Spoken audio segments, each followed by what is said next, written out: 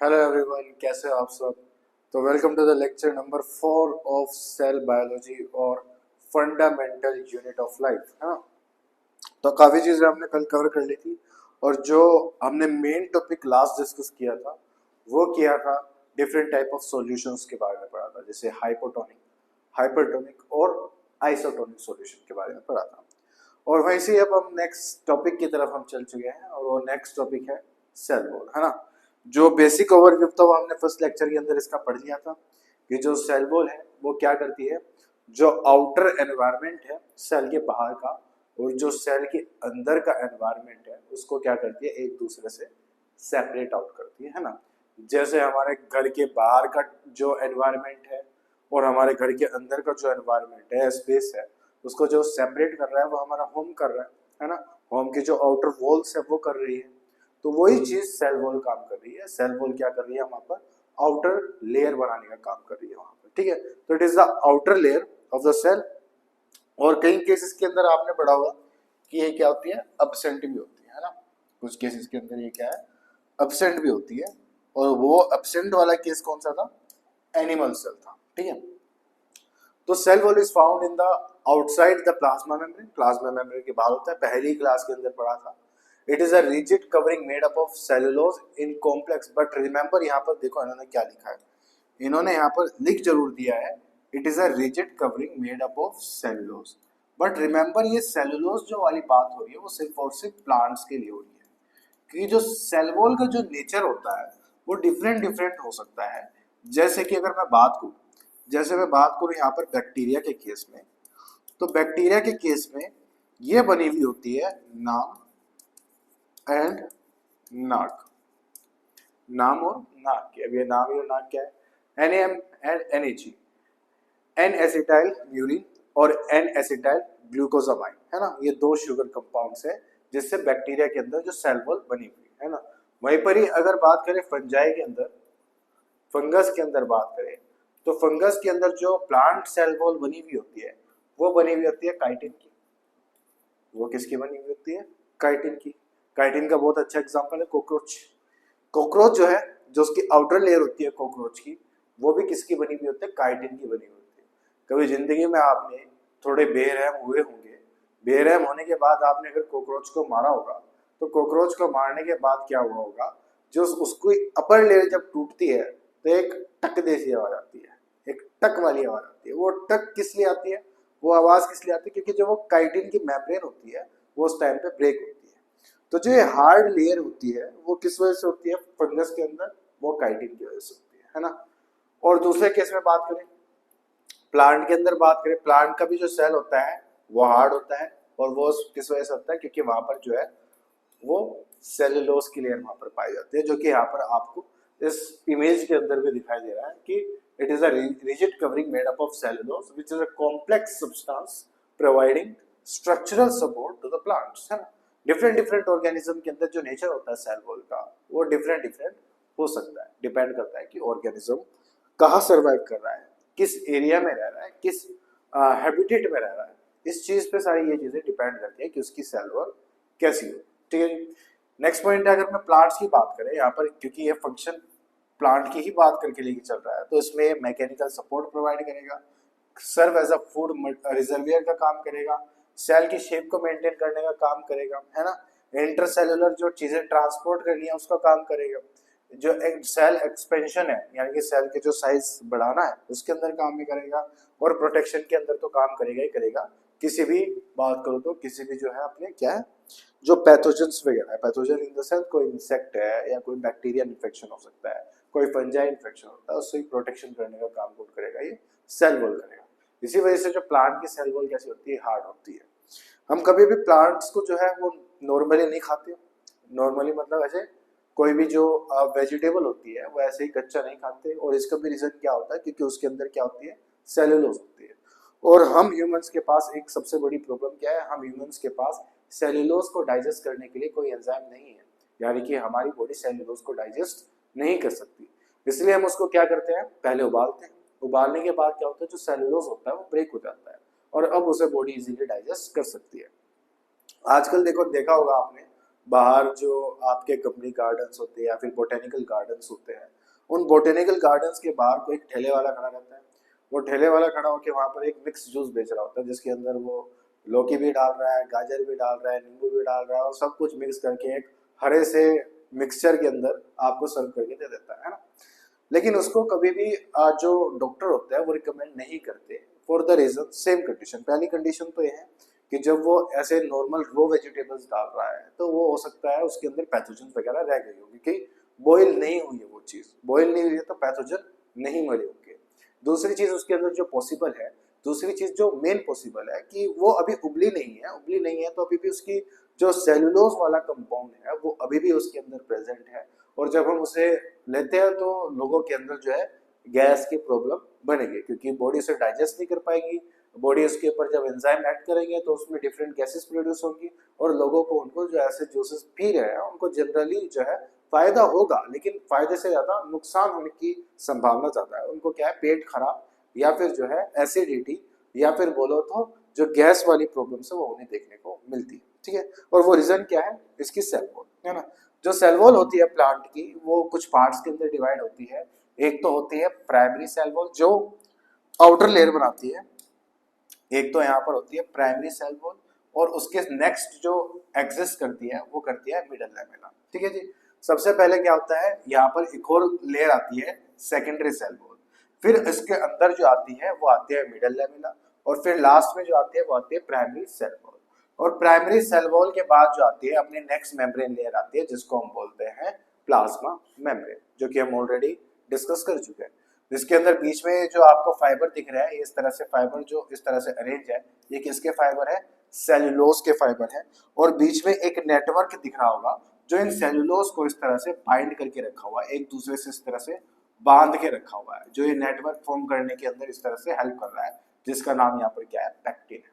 ये सारे एक शुगर कंपाउंड है, शुगर के एक कॉम्प्लेक्स कंपाउंड है। ठीक है जी। तो ये बात होगी हमारे सेल वॉल की। इसको मैं यहाँ पर क्लीन कर देता हूँ, ऐसे क्लीन करने की जरूरत नहीं है क्योंकि आपको ये वाले पॉइंट्स भी नोट करने हैं। तो पहले आप ये यहाँ से यहाँ नोट करेंगे, फिर इन वाले को भी नोट करना एज अ एग्जाम्पल, देन फिर आप इन फंक्शंस को यहाँ पर नोट कर सकते हैं।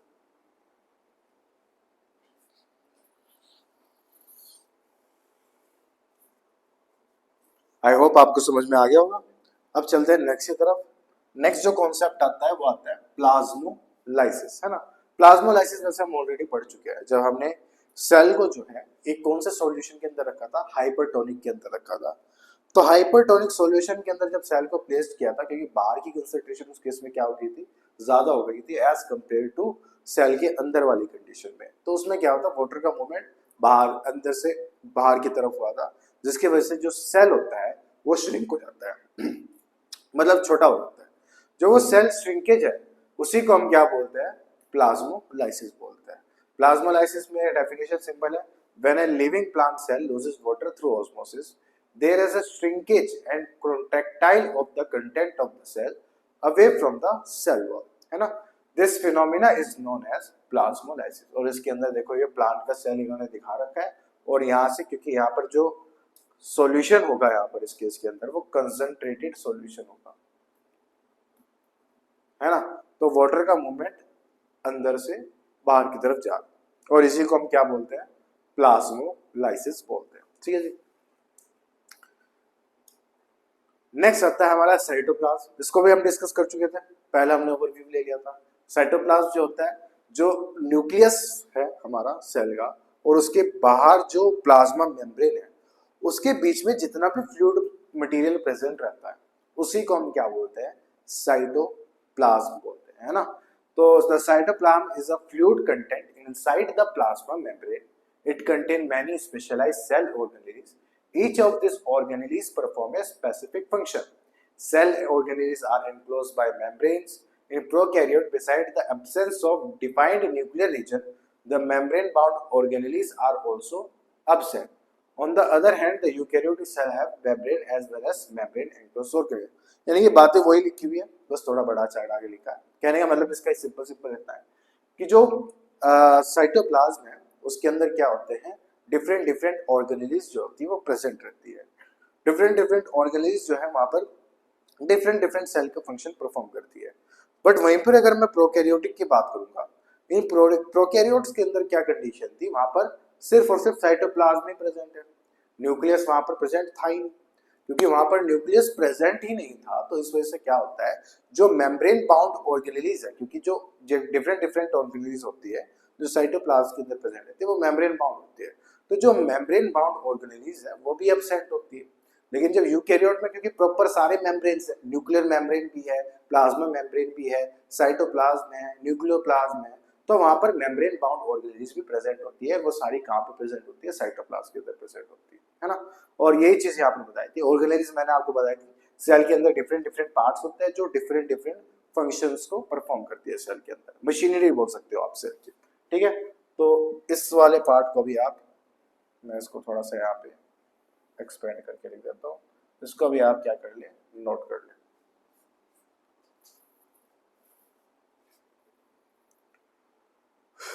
ठीक है जी, चलते हैं नेक्स्ट की तरफ। नेक्स्ट आता है, अब हम डिफरेंट डिफरेंट ऑर्गेनेलीज के बारे में पढ़ना स्टार्ट करेंगे। इसको मैं बिल्कुल एज अ सेपरेट समझाऊंगा आपको, ये एक कहानी की तरह समझेंगे हम सारी चीजें कैसे काम करती है ना। तो देखो होता क्या है, ये हमारा क्या है यहाँ पर,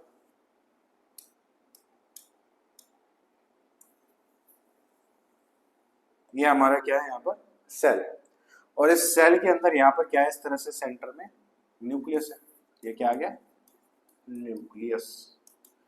और यहाँ पर जो है इस तरह से सेल वॉल के अंदर क्या है, एक और मेम्ब्रेन प्रेजेंट होती है जिसको हम क्या बोलते हैं, प्लाज्मा मेम्ब्रेन बोलते हैं। और इसके अंदर क्या है, यहाँ पर बीच में इस तरह से क्या प्रेजेंट है, एक फ्लूइड सब्सटेंस प्रेजेंट है जिसको हम क्या बोलते हैं, साइटोप्लाज्म बोलते हैं। ठीक है जी। अब इसके अंदर जो सबसे पहले ऑर्गेनेली आती है, वो जो आती है वो बिल्कुल न्यूक्लियस की इस तरह से बाहर प्रेजेंट होती है, इस तरह से, ये इस तरह से बिल्कुल न्यूक्लियस के बाहर प्रेजेंट होती है। और इसका नाम होता है ER, फुल फॉर्म बोले तो एंडोप्लाज्मिक रेटिकुलम, है ना। यहाँ पर क्या प्रेजेंट रहती है, बिल्कुल न्यूक्लियस के बाहर, न्यूक्लियस से अटैच क्या प्रेजेंट रहता है, एंडोप्लाज्मिक रेटिकुलम प्रेजेंट रहता है। इस एंडोप्लाज्मिक रेटिकुलम का डिफरेंट डिफरेंट फंक्शन हो सकता है, डिपेंड करता है कौन सा। देखो दो तरह के एंडोप्लाज्मिक रेटिकुलम हो सकते हैं, एक रफ हो सकता है और एक हो सकता है स्मूथ, है ना। रफ ये इस कंडीशन में होगा जिसके ऊपर, इसके ऊपर कुछ पर्टिकुलर जो है कुछ प्रेजेंट रहा होगा, जिसकी वजह से क्या है, इसका जो सरफेस है वो रफ अपीयर हो रहा होगा। स्मूथ उस कंडीशन में उसके ऊपर जो अपीयरेंस रहा होगा उसको कैसा रहा होगा, स्मूथ रहा होगा। और जो रफ और स्मूथ अपीयरेंस होता है एंडोप्लाज्मिक रेटिकुलम का, ये डिपेंड करता है एक और ऑर्गेनेलीज के ऊपर जिसका नाम होता है राइबोसोम।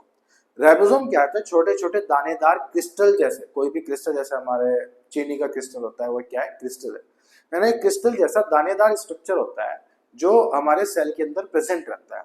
अगर वो एंडोप्लाज्मिक रेटिकुलम के ऊपर प्रेजेंट है, जैसे कि मैं यहाँ पर आपको दिखा देता हूँ, अगर वो एंडोप्लाज्मिक रेटिकुलम के ऊपर इस तरह से प्रेजेंट है, छोटे छोटे से इस तरह से प्रेजेंट है, तो ये कैसा एंडोप्लाज्मिक रेटिकुलम होगा, रफ एंडोप्लाज्मिक रेटिकुलम होगा।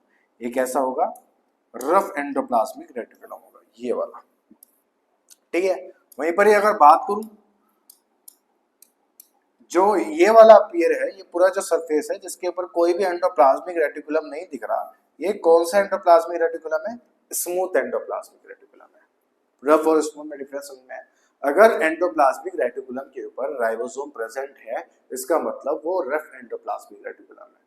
और अगर उसके ऊपर कोई भी राइबोसोम प्रेजेंट नहीं है और जो सरफेस है बिल्कुल स्मूथ अपीयर हो रहा है, तो वो कौन सा एंडोप्लाज्मिक रेटिकुलम है, स्मूथ एंडोप्लाज्मिक रेटिकुलम है, या स्मूथ ER भी इसको बोलते हैं। ठीक है जी, SER, है ना। तो अब इनके फंक्शन देख लेते हैं, फंक्शन क्या क्या है इनके। जो रफ एंडोप्लाज्मिक रेटिकुलम होता है वो बनाने का काम करता है प्रोटीन, वो बनाने का काम करता है प्रोटीन। और जो स्मूथ एंडोप्लाज्मिक रेटिकुलम है, उसको बनाने का काम है लिपिड्स। लिपिड्स क्या होते हैं? कुछ फैट मॉलिक्यूल्स है ना। तो ये तो इनके फंक्शन है, ठीक है। ये कुछ बात है एंडोप्लाज्मिक रेटिकुलम की। अभी तक तो ये भी अच्छे से नहीं बताया सभी ने, एंडोप्लाज्मिक रेटिकुलम क्या होता है समझेंगे अभी। ये मेम्ब्रेन जैसा स्ट्रक्चर होता है, अभी बताएंगे। अब जब मान लो यहाँ पर सिर्फ और सिर्फ प्रोटीन की बात करते हैं एक सेकंड के लिए, कि यहाँ पर हम कोई सेल के अंदर कोई प्रोटीन फॉर्मेशन करवा रहे हैं, तो होगा क्या, जब एंडोप्लाज्मिक रेटिकुलम में पर्टिकुलर कोई प्रोटीन बन गया तो क्या है, इस तरह से वो यहाँ पर आके इस तरह से रिलीज होना स्टार्ट हो गया। इसके ऊपर मैं पी लिख देता हूँ, है ना। अब इस प्रोटीन को कहाँ पे जाके कहाँ पे एक्ट करना है, क्या बोल रहा हूँ मैं, इस प्रोटीन को कहाँ पे जाके कहाँ पे एक्ट करना है, अब इस प्रोटीन को तो नहीं पता, तो इसको क्या है पर्टिकुलर जगह भेजना होगा, तो इसकी कोई टैगिंग करनी होगी। फॉर एग्जांपल जैसे हमें कोई पार्सल किसी के यहाँ पे भेजना है, तो पार्सल हम ऐसे तो किसी को नहीं दे भेज सकते कि भाई डिलीवरी पार्टनर को दे दिया, जा भाई अपने हिसाब से सोच ले तुझे कहाँ देना है और वहां जाके पकड़ा दो। अब उसे कैसे पता लगेगा कि कहाँ भेजना है ना। इसी तरह से सेल को कैसे पता कि जो प्रोटीन एंडोप्लाज्मिक रेटिकुलम ने बनाया है उसको कहाँ पे भेजना है, तो इसी लिए काम में आता है गोल्गी एपरेटस। नेक्स्ट ऑर्गेनेल यहाँ पर प्रेजेंट आती है जिसको हम क्या बोलते हैं, गोल्गी एपरेटस।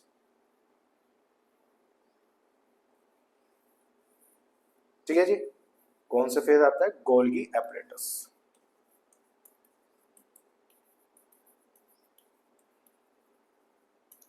अब ये गोल्गी एपरेटस क्या करता है, इस प्रोटीन को, जो ये प्रोटीन यहाँ पर फॉर्म हुआ, इस प्रोटीन को यहाँ से अपने एक फेज से एंट्री कराता है और दूसरे फेज से क्या करा देता है, एग्जिट करा देता है, और इस प्रोटीन को क्या कर देता है, पूरा का पूरा पैक कर देता है।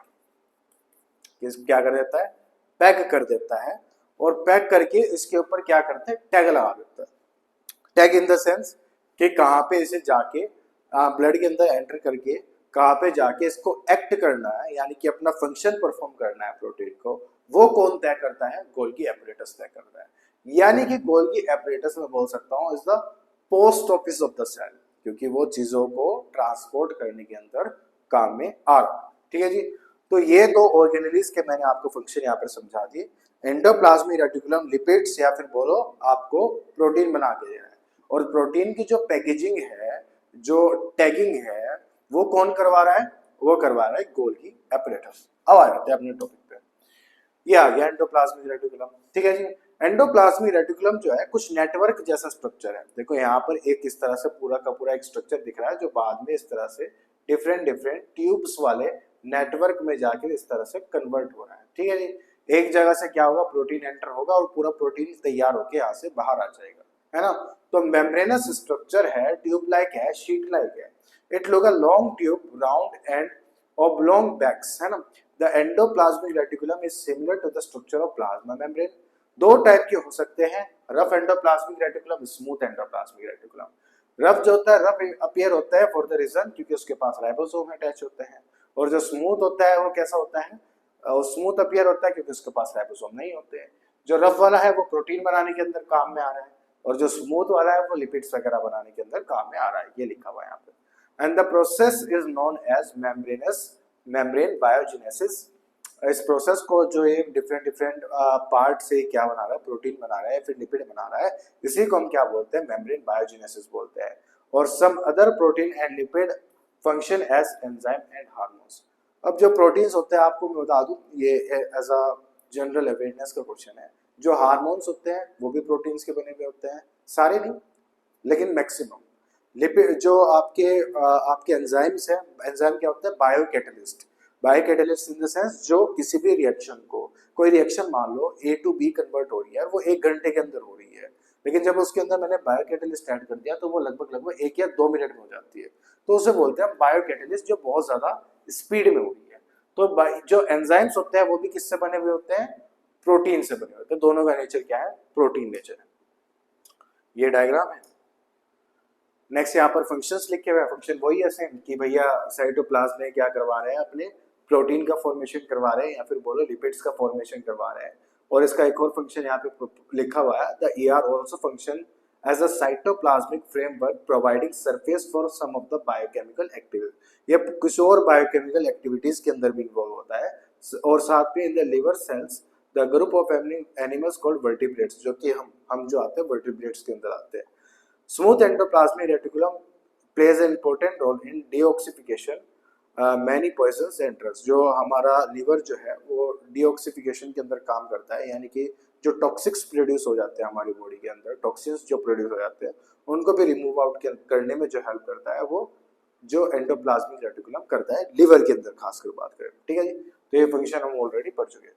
तो पहले तो आप ये नोट कर लीजिए, फिर उसके बाद हम आगे बढ़ते हैं।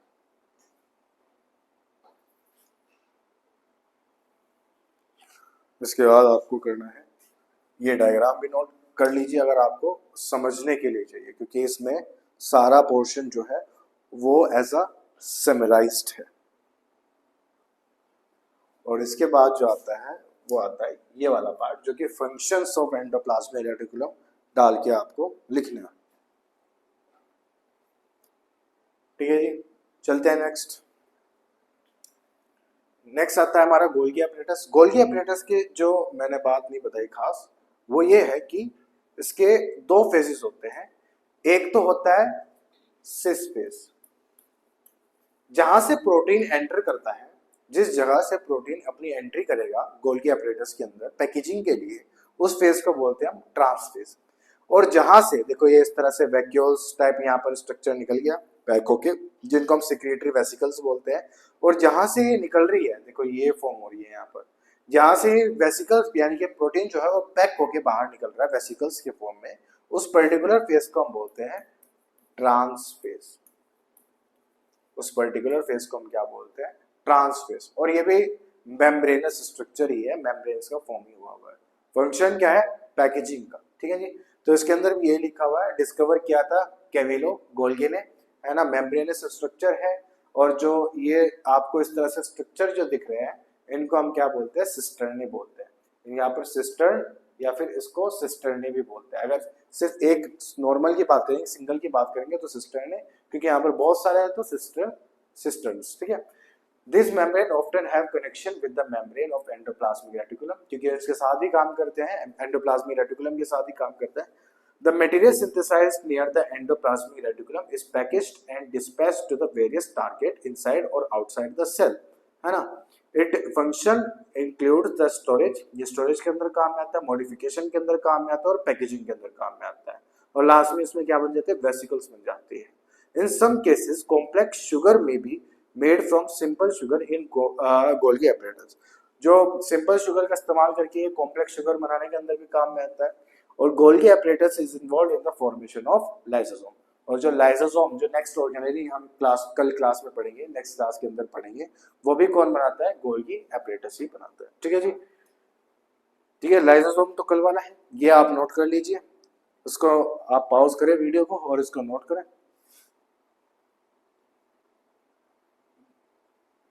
ठीक है जी, आपने नोट कर लिया होगा इसको।